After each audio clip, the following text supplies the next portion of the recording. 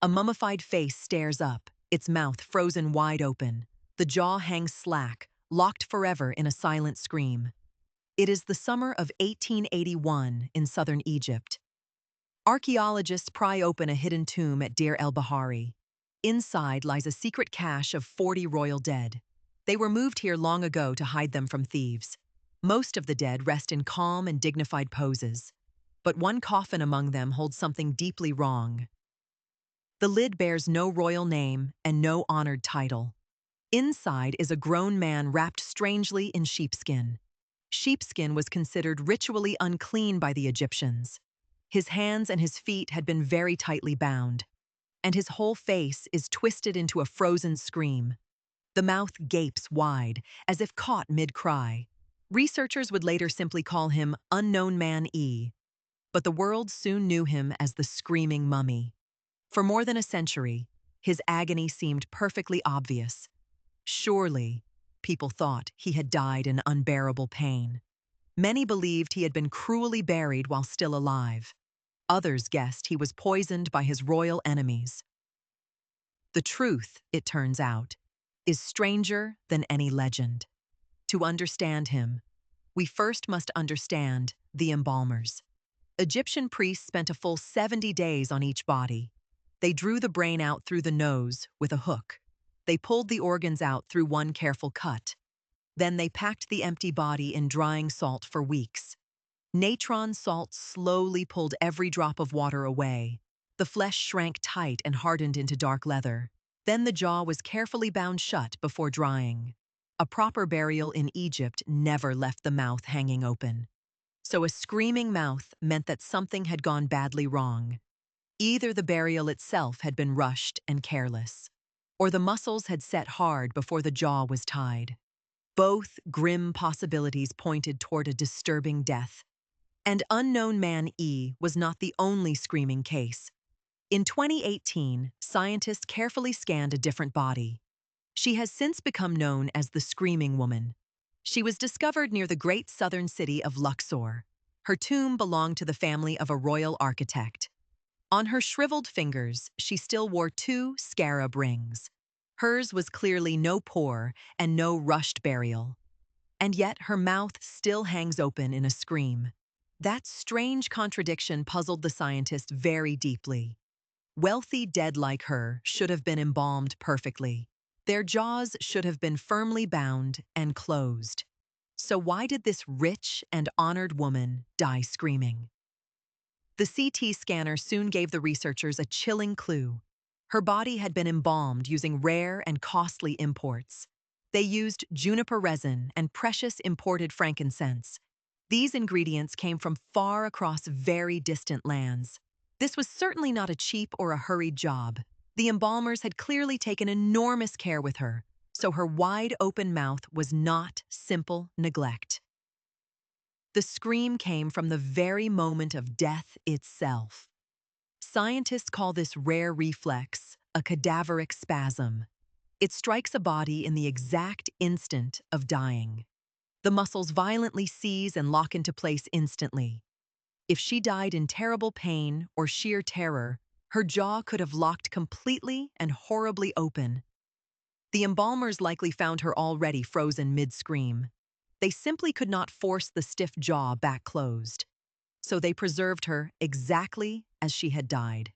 Her final expression survived for over 3,000 years. The very same may be true of Unknown Man E.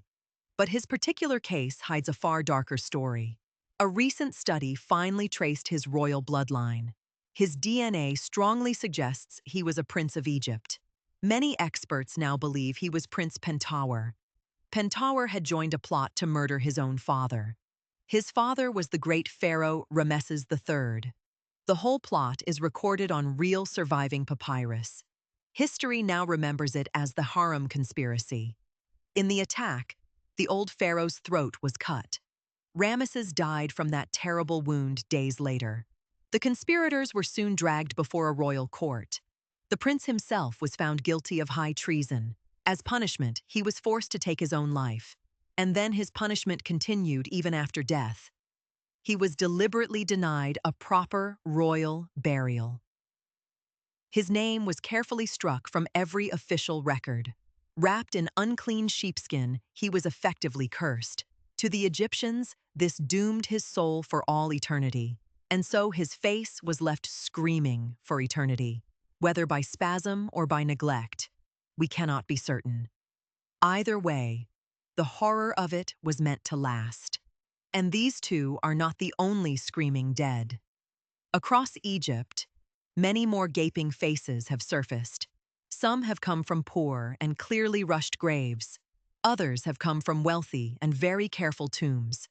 Their open mouths once truly terrified the discoverers. Victorians even held public mummy unwrapping parties. Crowds gasped and recoiled as the bandages came away. Many fainted at the sight of the screaming dead. The image quickly spread to every corner of the world. It soon became a lasting symbol of ancient dread. But careful science slowly stripped away the old myth. Most of these open mouths have a very simple cause. After death, the muscles of the jaw relax completely. The heavy lower jaw then naturally falls open. If no one ties it shut, it dries that way. Over many centuries, the mouth comes to seem like a scream. So most of these faces are not really cries of pain. They are simply the slow and silent work of decay. Yet a rare few of them truly did die mid-scream. And those cases are the most haunting of them all. Forensics can now finally tell the two kinds apart. Scientists closely examine the tiny joints of the jaw. They study exactly how the muscles set during death. They search for any sign of violence or pure terror. They even read the chemistry of the embalming itself. Each scan slowly rebuilds a final moment of a life. Modern tools reveal what human eyes never could.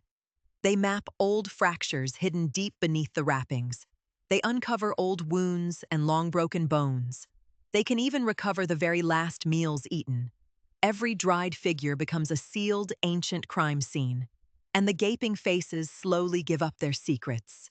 Today, these ancient dead rest in quiet museums. The screaming woman now lies on display in Cairo. Visitors lean in close to study her open mouth. Her terrible scream is now silent behind the glass. Unknown man. He still waits in that very same city. His true given name may be lost to us forever. Children press their small hands against the cool cases. They stare into faces far older than any empire. These were real people who lived 3,000 years ago. They walked beside the Nile and its towering temples. They feared the very same death that we all fear. And their final moment of terror is still visible, frozen for us to see, all these long years later. Some of these screams came from real agony at the end. Some came only from the slow, slack pull of decay. And some, perhaps, came from a deliberate curse, a cruel punishment designed to outlast death itself. Egypt buried its dead in hopes of living forever. But these unlucky few were buried screaming instead. Their mouths still remain open across the long centuries, trapped inside a cry that no one will ever hear. Whatever the real cause, the effect is always the same. A face caught right at the very edge of forever. These few do not rest quietly in peace. They rest forever in the middle of a scream. Behind the museum glass, the cry simply never fades. Engineers keep the old galleries carefully cool and dry. The dry desert air alone has held them for millennia. And even now, fresh new tombs keep turning up. Each one may hold yet another frozen, ancient scream. And one of those screaming faces is still there right now, waiting silently in the dark for the next visitor. A long, dead face, its mouth frozen forever, wide open.